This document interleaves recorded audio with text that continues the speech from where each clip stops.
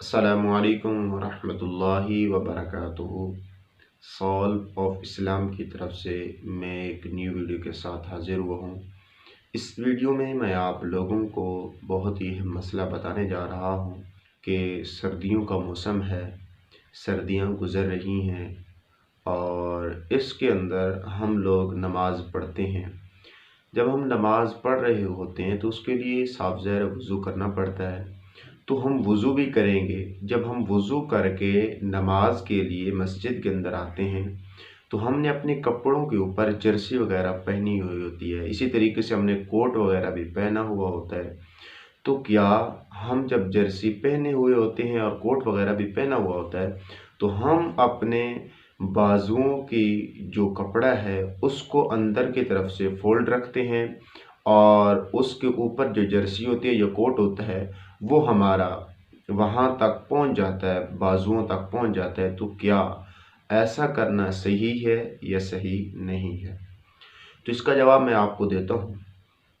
جواب یہ ہے کہ اگر آپ لوگ ایسا کام کرتے ہیں تو آپ کی نماز نہیں ہوگی۔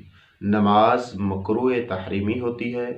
کپڑا چاہے باہر سے ہو، چاہے اندر سے ہو، چاہے اوپر ہو، چاہے نیچے ہو، جس طرف بھی ہو، کپڑے کو بازوؤں کے اوپر سے کپڑے کو فولڈ کیا جائے، کپڑے کو لپیٹا جائے تو اس بندے کی نماز نہیں ہوتی۔ اور اسی طریقے سے چاہے وہ کوٹ کے نیچے ہو یا کوٹ کے اوپر ہو، تو جو بھی طریقہ کار ہے تو اس صورت کے اندر آپ کی نماز ادا نہیں ہوگی۔ اس کے لیے میں آپ کو ایک حدیث مبارکہ سناتا ہوں۔ بخاری شریف کے اندر حدیث مبارکہ ہے، میری آقا علی نبی جینا علیہ الصلوۃ والسلام کی پاک ذات فرماتے ہیں کہ آپ نے سجدہ 7 ہڈیوں پر کرنا ہے۔ سب سے پہلے پیشانی ہو گئی، یہ پیشانی یہ بھی ہم نے سجدے کے اندر اللہ تبارک و تعالی کے جو ہم کر رہے ہیں سجدہ زمین پر ہم رکھیں گے۔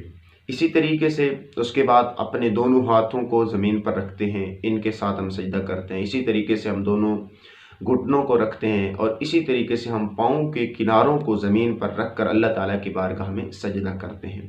اور اسی طریقے سے میرے آقا علیہ الصلوۃ والسلام نے فرمایا، اس حدیث مبارکہ کے آخری الفاظ ہے، حضور علیہ الصلوۃ والسلام نے فرمایا کپڑا اور اپنے بالوں کو نہ لپیٹا جائے، اپنے کپڑے کو نہ لپیٹا جائے اور اپنے بالوں کو بھی نہ لپیٹا جائے۔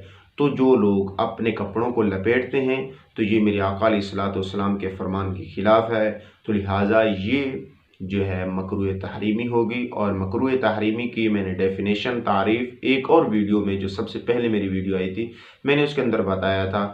تو لہٰذا جو شخص بھی ایسا کام کرتا ہے تو اس کی نماز واجب الادا ہے، وہ اپنی نماز کو دوبارہ ادا کرے گا۔ اگر آپ کو میری یہ ویڈیو اچھی لگی ہے اور آپ کے علم میں اضافہ ہوا ہے تو میری ویڈیو کو لائک کریں اور کمنٹ باکس میں اپنے سوالات بھی کر سکتے ہیں۔ السلام علیکم ورحمۃ اللہ وبرکاتہ۔